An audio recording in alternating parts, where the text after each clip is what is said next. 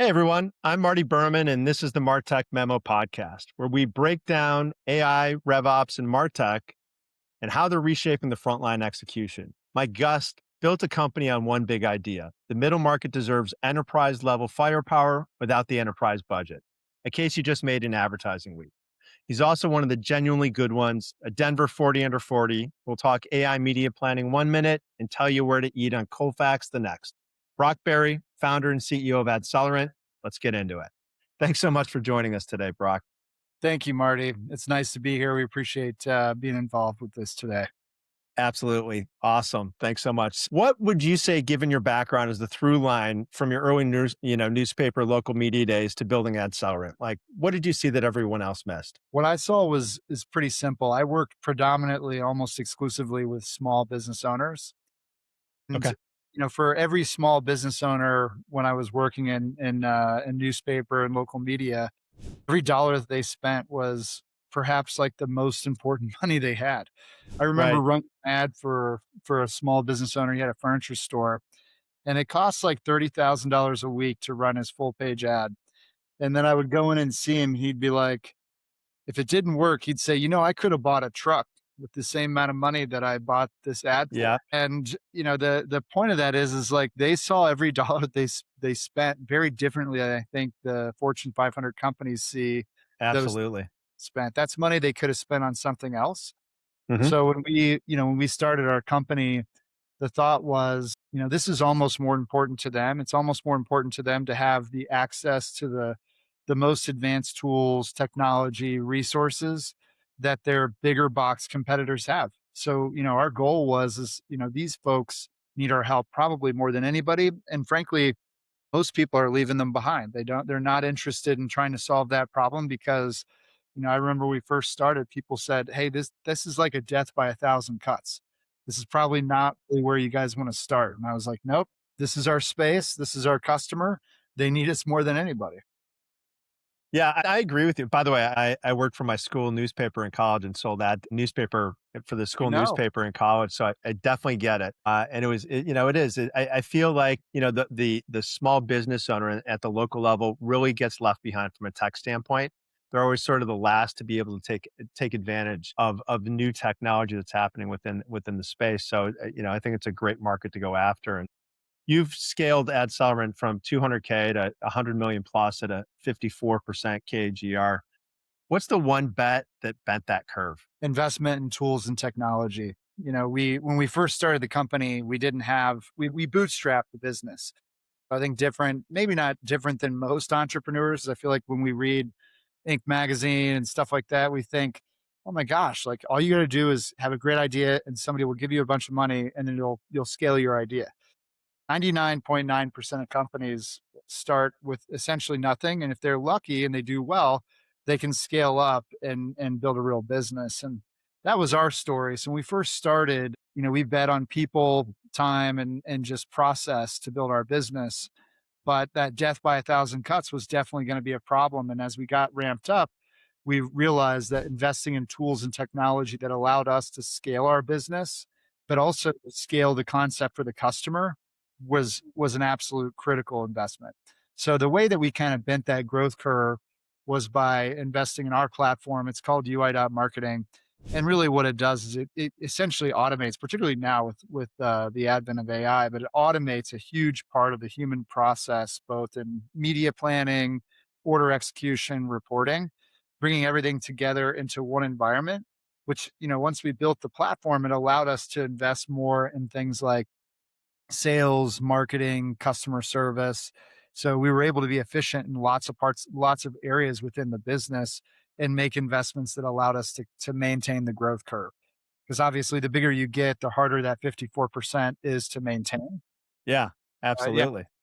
that I would say that was easily the most important thing we did when we started.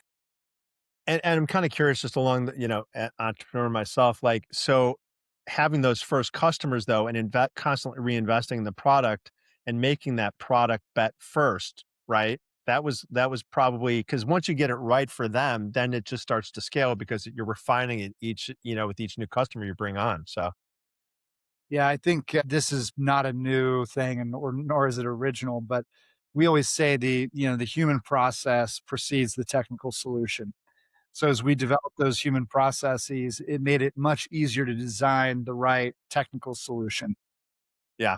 Yeah. No, absolutely. And where do you think, the channel local media meets MarTech space is genuinely heading versus where the hype is pulling it right now? I think it's heading towards just more improved solutions for their end advertisers, and that's for media and small agencies.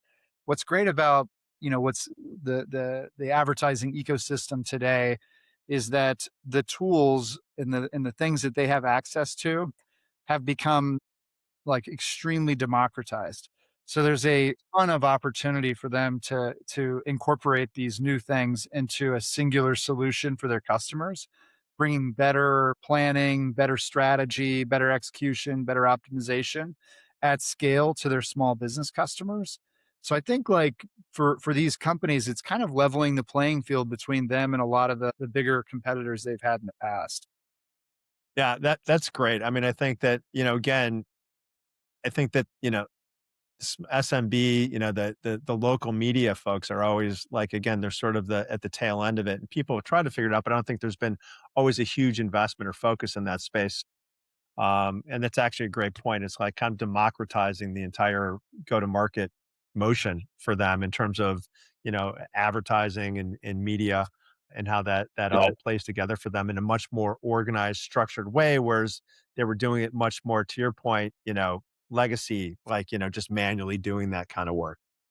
The challenge is though, although the tools and the technology has been democratized, like the process and the access and the login, the sort of workflow, the reporting, that's is the fragmentation that's happened there is so extreme. Like that's the next big hurdle that I think most of them are facing. And I think that's like for us, that's where we spend most of our time is how do we make the fragmentation of all these things so much simpler for everybody so they can continue to provide the right solutions at scale to their customers. Yeah, no, that's and there's definitely a lot of that going on with AI now. So, it just is, there's so many different tools out there. So, you got to be able to consolidate and really distill it down to the most pertinent information that really is going to drive outcomes, right? That's what's really critical. And, It's you know, information. It's also like, I think about it as, I was thinking about this the other day. When I used to watch NFL games on Sunday, there was like 2 channels, and that was where I would go watch the games. But now it's on like 8 or 9 different streaming platforms.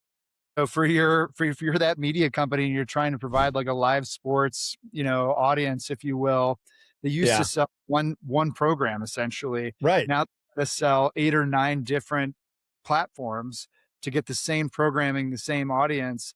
And that's where that fragmentation has created like it's been democratized, the access is democratized, but the ability to scale execution, that's where like I think the biggest challenge right now in local marketing is. Yeah, no, that's a really good point. I mean, I'm always frustrated when I go watch a game and it's Thursday night and then I realize it's on Amazon. Yeah, And I'm exactly. I'm like hunting for it. I'm like, how is this not on? Why can't I find it? Then I'm like, oh, it's Thursday. I've got to watch it on Amazon, That's right? right. And yeah, no, I mean, media fragmentation, and certainly with live events in particular now is so. I mean, there's just so many different places to find what you're looking for. And then they're also on the flip side, they're also trying to get you as a consumer to, to sign up for the NFL pass on DirecTV or whatever else. It's like, good, it's like you could, talk about death by a thousand cuts. I mean, subscriptions these days are, it's crazy, right? You're right. It was like a small period of time where it was cheaper to stream all your video content. Now it's more expensive. Like you have to have 8 or 9 subscriptions just to watch everything that you wanna watch. Right. No, for sure. And so as you think about your business and AdCellerant, like how is your own go-to-market motion evolving as AI changes? Like what does a rep or a partner actually do day to day differently today with the tools that you guys are using as opposed to, a year ago or even 2 years ago? It's really one of the most remarkable times in our company's history, and I think just generally in advertising, because the work that we used to do 2 or 3 years ago to help a salesperson or a partner go to market with brand new digital marketing platforms it just required a tremendous amount of people time. Mhm. Where they would build a proposal, and we've always had sales enablement tooling, but it would take them, even with our tooling, 20, 30 minutes to build the right plan for a customer. And that included a lot of automation, built-in pricing matrices and things like that. And without us, it would take them hours potentially to build that same media plan. And in today's market, with like even the recent tooling that we've released in our AI media planner, we can then do all the advertiser research in seconds. We can bring all that research and combine it with categorically similar campaign experiences with similar campaign goals, and then make a recommendation of all the right products for that customer, the right media plan for that customer, the right budget sizing, the right sort of sequencing in terms of how they're running it. And then also bring in all the case studies, build it into PowerPoints, produce a really elegant high end presentation for the partner, their sales team to give to the end customer. And that can all be done now in like 3 or 4 minutes. Just the speed, the level of sophistication, the fact that it's more likely designed, almost pre-optimized, right? Before you even run it, you've essentially put together the right plan on purpose. All things that would have taken somebody hours and hours of time in the past can be done in, 3 to 5 minutes with the right Yeah. user. Yeah. Yeah, right. And with the right user and the right tools and the way everything is connected, I think that that is, I agree with you. I mean, the workflows from a outreach and a sales perspective have changed dramatically and are only continuing to improve. And it's changing literally month to month. I was at SaaStr last week, and it's just crazy the number of tools that are going on or that have been built and to support, the go-to-market motion. So it's definitely getting crowded out there and will continue to change and evolve for sure because of the advent of AI and how quickly things can, be built and shipped out. And so like when I you do think think of what's that? it will get crowded, but I think the challenge a lot of these new startup companies have that I think a lot of buyers have to be careful about is, do they have the data that informs the fancy AI or not? And like, I think for us, like I feel lucky to have started this 13 years ago because we have 13 years of campaign Of data. data Yeah. across multiple countries in every city in the entire United States. We're talking about millions of campaigns with X that data points that we're able to kind of like boil and build into these media plans.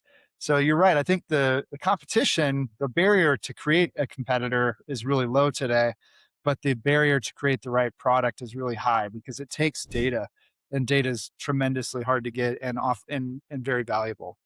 Yeah, it's not only that, it's the knowledge and understanding, right, of the process, of the industry, what's needed, what the Right. workflows should be, what's important to the customer. And they're, if somebody's can build it, sure, but if they don't really understand what the industry is about, what's important to the people that would be using it, they can think about it and build something, but at the end of the day, is it really gonna resonate because they're not really solving at the end of the day, you've gotta solve a problem, right? And just because you can build something doesn't mean you understand how to solve that problem. Absolutely. So when MarTech and SaaS leaders listen to this episode, what's the one thing that you want them walking away thinking differently about? I think the thing that I would tell them is everybody seems to be so excited about AI and now developing new technologies, and that's sort of the focus. And the thought is that these agents or the agent experience is going to solve all the problems within the business or be the most important thing to the end customer or whoever they're trying to work with. And what I've seen is it's create automations, it can streamline workflows, it can speed up processes, but it cannot replace a person.